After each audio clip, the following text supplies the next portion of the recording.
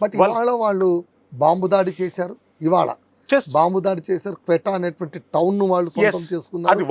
అంటే ఒక యుద్ధ వాతావరణాన్ని అదును చూసి ప్రభుత్వం కాస్త అటు ఇటుగా ఊగిసలాడుతున్న సందర్భం చూసి వాళ్ళు దాడి చేశారు. వాళ్ళు గత 37 సంవత్సరాల సంధి జీవన్ మరణ పోరాటం చేస్తున్నారు. వాళ్ళకు అవకాశం దొరికినప్పుడల్లా పాకిస్తాన్కు వ్యతిరేకంగా పోరాడుతున్నారు. ఇప్పుడు ఏమైందంటనంటే గత 5 సంవత్సరాల నుండి పాకిస్తాన్లో 57% మంది ప్రజలకు తిండి లేదు. అంత దౌర్భాగ్యకరమైనటువంటి పరిస్థితిలోకి వాళ్ళ తీవ్రవాదం తీసుకెళ్ళింది. అంత దుర్మార్గమైనటువంటి పరిస్థితిలోకి వాళ్ళ పరిపాలకులు తీసుకెళ్లారు. అటువంటి సందర్భంలో మన విలువైన బుల్లెట్లు, మన విలువైన సైనిక సామర్థ్యాన్ని వాళ్ళ మీద ఉపయోగిస్తామంటానంటే అది వేస్ట్ ఆఫ్ ఎనర్జీ.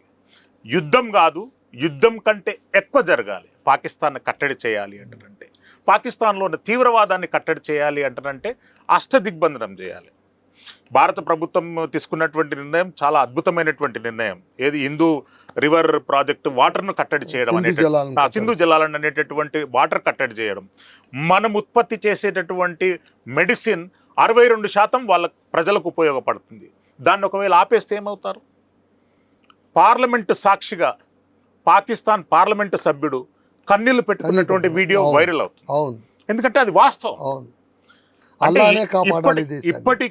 ఇప్పటి వరకు అంటే పహల్గామ్ దుర్మార్గమైనటువంటి ముష్కరుల దాడి వరకు కూడా భారతదేశం పాకిస్తాన్ పట్ల మానవతా కోణంలోనే చూసింది. ఇప్పుడు చూడవలసిన అవసరం వచ్చింది. ఎందుకంటేనంటే సింధూరాన్ని దూరం చేయాలనేటటువంటి ఒక దుర్మార్గమైనటువంటి ఆలోచన వాళ్ళ చావులకు అదే సింధూరం మార్గమైంది. ఆపరేషన్ సింధూర్ అనేటటువంటి ఒక పవిత్రమైనటువంటి ఆలోచన నరేంద్ర మోడీ గారిది. దాంతో స్ట్రైక్ చేయడం అనేటటువంటిది మనం అందరం ఆహ్వానించదగినటువంటి అంశం. సార్ ఒక విషయం చెప్పాలి సార్, మొన్న పెహల్గామ్కు ప్రతీకార దాడిగా మనం ఉగ్రవాదులపైన దాడి చేస్తాం. సో ప్రపంచమంతా ఏమనుకునిందంటే ఒక చర్య ప్రతిచర్య. పెహల్గామ్ పైగా అక్కడ ఉగ్రవాదులు చనిపోతున్న వాళ్లకు మిగిలిన వాళ్ళకు కూడా వెళ్ళి మీ మోడీకి చెప్పండి అన్నప్పుడు దేశం మొత్తం ఆవేశం పొందేది. ఒక ప్రధానిని అన్నది దానికి రిటాలియేషన్ అక్కడతో అయిపోయింది, సరైన సమాధానం చెప్పిందని అనుకున్నారు. కానీ నిన్న వాళ్ళు చేసినటువంటి దాడిని గమనిస్తే వాళ్ళు కూడా ఖచ్చితంగా వ్యూహంతోనే ఉన్నారు. మనం అనుకున్నంత సులువుగా వాళ్ళు లేరు అని మనకు అనిపించదు. మూర్ఖుడు ఎప్పుడు బలవంతుడుగా అతను కనిపిస్తాడండి, కానీ ఇన్ జనరల్ బలవంతుడు కాడు.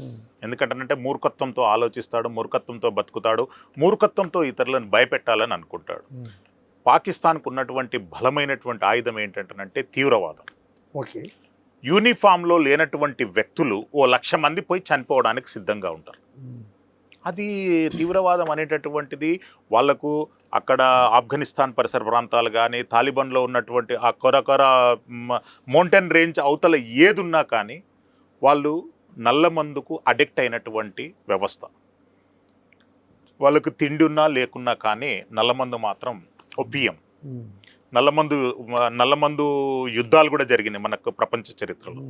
నల్లమందు గురించి దేశాల మధ్య యుద్ధాలు జరిగినటువంటి. అయితే వాళ్ళు దానికి మొత్తం ఇంటాక్సికేటెడ్ అడిక్ట్ అయి ఉంటారు. పాక్ ఆర్మీ వాళ్ళు ఏమనుకున్నారంటారంటే మన దగ్గర ఉన్నటువంటి లక్షలాది మంది తీవ్రవాదులను ముంగట పెట్టేస్తే మనము ఒక రకంగా షో పుటప్ చేసుకోవచ్చు అని అనుకున్నారు. ఐఎస్ఐ యొక్క కలరు, ఐఎస్ఐ యొక్క కార్యాచరణ, ఐఎస్ఐ యొక్క రూపాంతరం కూడా తీవ్రవాదులను మానిటర్ చేయడం, ఇతర దేశాలపైన పంపించడం. వాళ్ళు సక్సెస్ఫుల్గా తీవ్రవాదాన్ని పంపించి మొత్తం క్యాప్చర్ చేసినటువంటి దేశం బలూచిస్తాన్. తర్వాత వాళ్ళు అదే ఫార్మెట్ను ఆఫ్ఘనిస్తాన్ మీద ఉపయోగిస్తామని అనుకున్నారు. కానీ ఆఫ్ఘనిస్తాన్ ప్రజలలో చాలా వరకు మార్పు వచ్చింది. మనము ఎక్కడ ప్రపంచము, ఎక్కడ అభివృద్ధి చెందినటువంటి ప్రపంచానికి మనం దూరంగా ఎందుకు ఉండాలంటని చెప్పి తాలిబాన్లు, అంటే ప్రపంచ తీవ్రవాదానికి డెఫినేషన్గా తాలిబాన్లు చెప్పుకున్నటువంటి వాళ్ళు కూడా ఇప్పుడు వాళ్ళు డెవలప్మెంట్ను ఫోకస్ చేస్తున్నారు.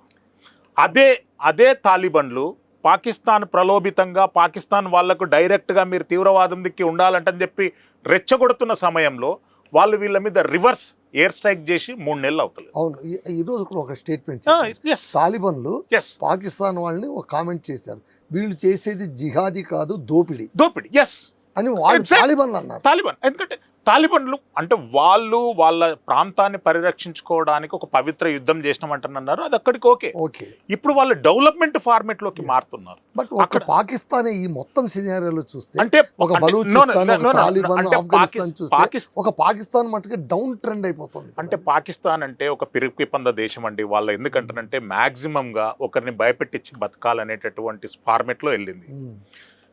స్వతంత్రం వచ్చినప్పటి నుండి ఇప్పటి వరకు భారత్ను భయపెట్టి బతికారు. మన పార్లమెంట్ మీద దాడి జరిగింది, మనం ఎప్పుడు ప్రతిస్పందించలేదు. మన ముంబైలో దాడి జరిగింది, మనం ఎప్పుడు ప్రతిస్పందించలేదు. పఠాన్కోట్లో దాడి జరిగింది, ప్రతిస్పందించలేదు. హైదరాబాద్ గోకుల్ చాట్లో దాడి జరిగింది, మనం ప్రతిస్పందించలేదు. కానీ మోడీ ఫార్మెట్ అట్లా కాదు. పుల్వామా అటాక్ జరిగింది, వితిన్ కొన్ని రోజులలోనే ప్రతిస్పందన జరిగింది.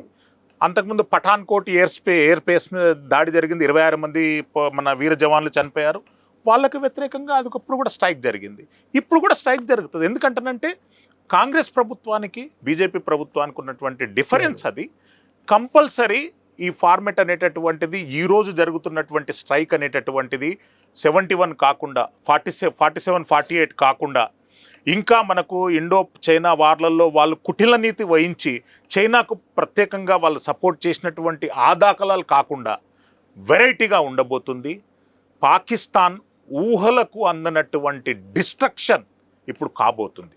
ఎందుకంటేనంటే దీనికి ఉన్నటువంటి చరిత్రాత్మక నేపథ్యం, భారతదేశం ఎప్పుడు కోరి ఈ యుద్ధాన్ని తెచ్చుకోలేదు. కానీ వాళ్ళు మన మీద సృష్టిస్తున్నటువంటి రక్తపు చరిత్రను, రక్తపు మరకలను మాత్రం అడ్డుకోకుంటే వాళ్ళు దేశం మాదనేటటువంటి పరిస్థితికి వస్తారు. ఒక ఆర్మీ చీఫ్, మన భారతదేశంలో ఆర్మీ చీఫ్ మీడియా ముంగట ఎప్పుడు మాట్లాడు, అతను స్వయంగా పొలిటికల్ లీడర్ లాగా బయటికి వచ్చి కశ్మీర్ అనేటటువంటిది మన జ్వెల్లెన్ వైన్ లాంటిది, మాకు రక్త ప్రసారాన్ని అంటే కేంద్ర నాడీ మండలానికి రక్త ప్రసారాన్ని అందించేటటువంటి ప్రధానమైనటువంటి నాడీ కేంద్రం కశ్మీర్. కశ్మీర్ని మేము ఎట్లా దుక్కుకుంటాం? కశ్మీర్లో ఉన్నటువంటి ప్రతి పౌరుడు మా సోదరుడు అంటనంటే కశ్మీర్ ఎవరిది? అక్కడ ఉన్నటువంటి ప్రజల్ని మీరు ఎక్కడ పంపించారు? కశ్మీర్ పండితులు ఎక్కడ పోయిర్రు? అక్కడ ఉన్నటువంటి వాళ్ళు ఎవరు? ఎందుకు వచ్చారనేటటువంటి ప్రశ్నలు కింద ఉత్పన్నం అవుతే పాకిస్తాన్ ఏడుంటుందండి? వాళ్ళు ఎక్కడ ఉంటారు? వాళ్ళ మనుగడ ఎక్కడ ఉంటుంది? సార్ ఇప్పుడు ఒక విషయం చెప్పండి, మీరు కార్గిల్ వారు కవరేజ్ చేశారు, ఆ యుద్ధ వాతావరణాన్ని ఇప్పుడు ఇక్కడ వాతావరణాన్ని చూస్తా, ఈ రెండింటి మధ్య కార్గిల్ అనేటటువంటిది వార్ కాదండి, అదొకటి ఓన్లీ ఒక ఆపరేషన్. ఆపరేషన్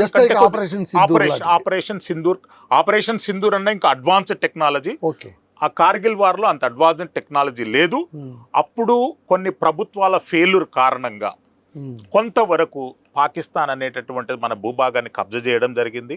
అంటే పిఓకే అనేటటువంటిది ఆల్రెడీ కబ్జా చేశారు. పిఓకేలో ఉన్నటువంటి భూభాగాన్ని మనము ఎప్పటికైనా అది వివాదాస్పద భూభాగం, ఎప్పటికైనా అది భారత్లో అంతర్భాగం అవుతుంది అనేటటువంటి అంశంతో ధీమాతో మనం ఉన్నాం. కార్గిల్ వారప్పుడు కూడా వాళ్ళు కొన్ని ప్రాంతాలను క్యాప్చర్లోకి తీసుకుంటే మళ్ళీ మనం సైనిక చర్య చేసి ఆపరేషన్ విజయ్ అనేటటువంటి పేరు పెట్టారు దానికి. ఆపరేషన్ విజయ్ తోని కార్గిల్ వార్లో మనం సక్సెస్ఫుల్గా వాళ్ళు ఎంతవరకు వచ్చారో అంతకు మళ్ళీ బ్యాక్ పంపించాం. ఈవెన్ మోడీ వచ్చాక చేసినటువంటి సర్జికల్ స్ట్రైక్లంత ఇంపార్టెన్స్ కూడా కార్గిల్ వార్ అప్పుడు లేదు. కానీ అప్పుడు చేసినటువంటి యుద్ధం ప్రభుత్వాలు అప్పుడు అంటే కాంగ్రెస్ ప్రభుత్వం ఇంతకుముందు నుండే అప్పుడప్పుడే వాజ్పేయి గారు ప్రభుత్వం చేపట్టారు, వాజ్పేయి గారు అధికారంలోకి వచ్చారు, ఆయనకు కరెక్ట్గా మద్దతు లేదు. అయినా ఆ పరిస్థితులలో యుద్ధం చేశాము, వాళ్ళని